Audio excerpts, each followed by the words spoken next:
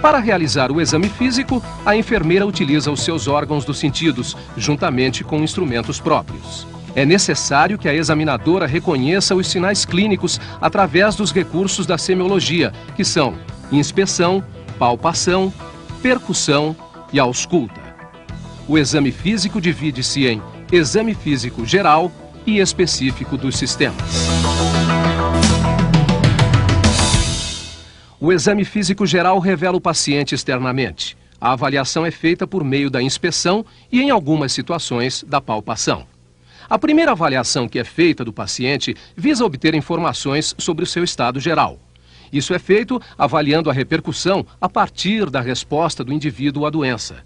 É importante saber se houve perda da força muscular, perda de peso e qual é o estado psíquico do paciente. Feito isso, o estado geral do paciente é avaliado entre bom, regular e mal. O tipo morfológico é outro aspecto que deve ser avaliado porque muitas patologias estão associadas a ele. O tipo morfológico pode ser brevilíneo, normolíneo, longilíneo. O procedimento deve ser o seguinte: preferencialmente colocamos o indivíduo em pé para realizar corretamente a avaliação.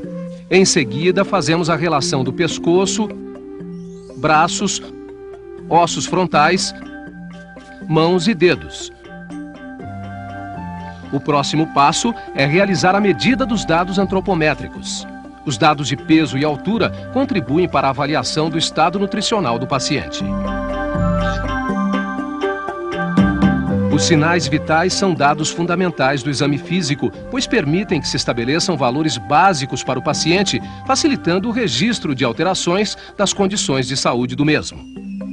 A temperatura deve ser medida com auxílio do termômetro e pode ser verificada na cavidade bucal, retal, axilar e pavilhão auricular. O termômetro deve ser colocado e permanecer entre 5 a 7 minutos. A temperatura axilar varia de 36 a 37 graus. As variações são traduzidas pela febre ou hipertermia se estiver acima desta faixa e hipotermia se estiver abaixo. A medida da pressão arterial é realizada com o auxílio de um esfigmomanômetro com um manguito de tamanho adequado, largura 20% maior que o diâmetro do membro e comprimento suficiente para envolvê-lo totalmente.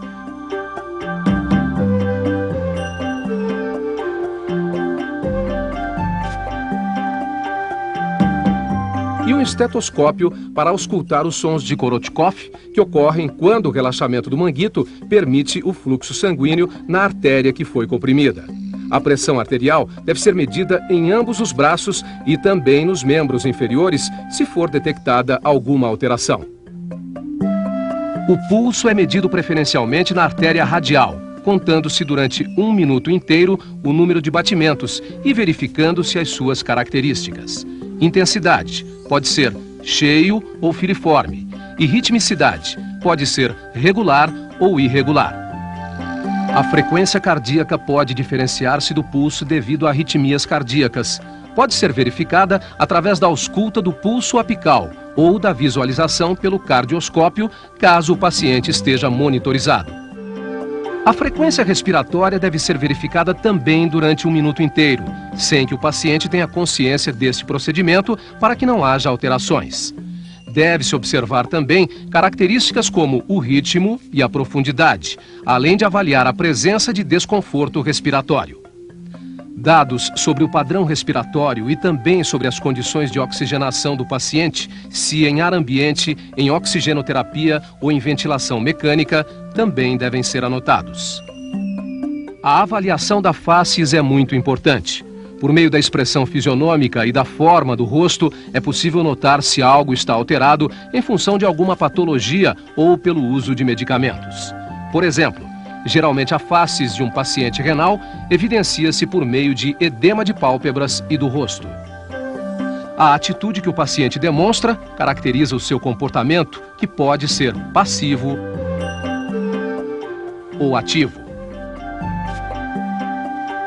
É importante verificar o ritmo, a amplitude e a natureza dos movimentos do paciente, Da mesma forma, ao se avaliar o tipo de marcha, deve-se observar o equilíbrio, claudicação ou qualquer alteração motora. O decúbito assumido pelo paciente no leito pode ser ventral, dorsal ou supino. Este decúbito pode ser obrigatório ou indiferente.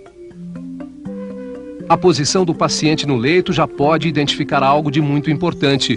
Muitas patologias podem obrigar o paciente a ficar em uma determinada posição, como nos casos de dispneia, dor, contraturas ou paralisias.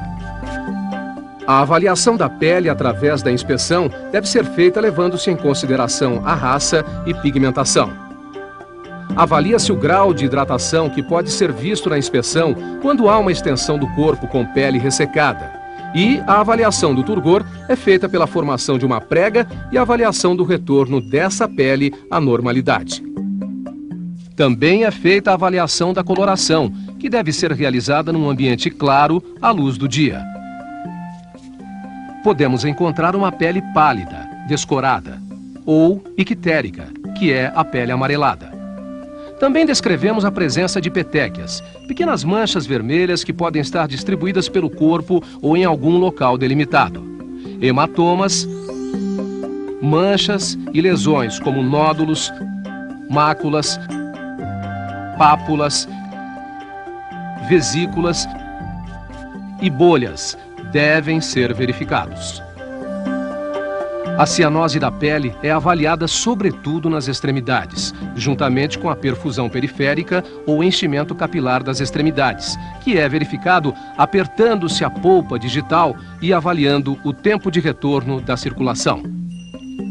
O edema pode estar relacionado ao sistema cardiovascular, renal ou periférico. Pode apresentar variações na consistência, na duração e horário do aparecimento. A pesquisa do edema é feita pela inspeção e palpação.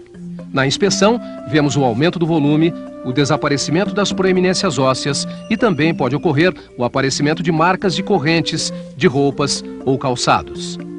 Na palpação, é feita a compressão digital, causando uma depressão na região comprimida, o chamado sinal de Godet.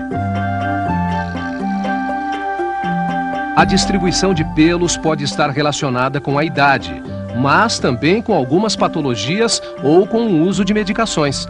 Essa avaliação é feita na inspeção dos anexos.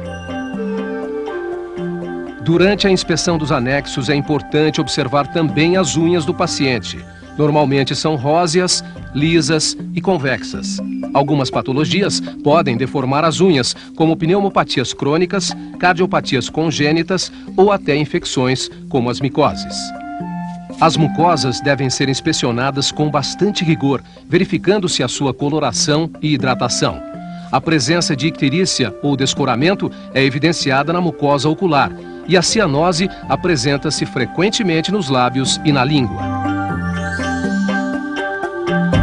A coleta de dados deve estar apoiada num modelo assistencial que atenda o seu cliente para obter resultados favoráveis ao seu tratamento. Os dados coletados são muito importantes, pois permite que sejam realizados processos mentais de raciocínio que levam ao estabelecimento de hipóteses diagnósticas que serão confirmadas por mais dados, permitindo então denominar-se os diagnósticos. Planejar, portanto, a partir da denominação dos diagnósticos, a sua assistência, implementá-la e avaliá-la. Você deve registrar os dados de forma sistematizada em um instrumento de coleta próprio, para poder avaliar se a sua hipótese será confirmada através do resultado obtido após a implementação da assistência planejada por você. No Hospital São Paulo, Hospital Escola da Universidade Federal de São Paulo, optamos por um modelo assistencial eclético, apoiado em horta, ordem, epidemiológico de risco e biomédico. Os dados que constam nos instrumentos utilizados no nosso hospital refletem este modelo. Saiba, portanto, o que coletar, por que coletar e como coletar estes dados para obter resultados nas suas ações.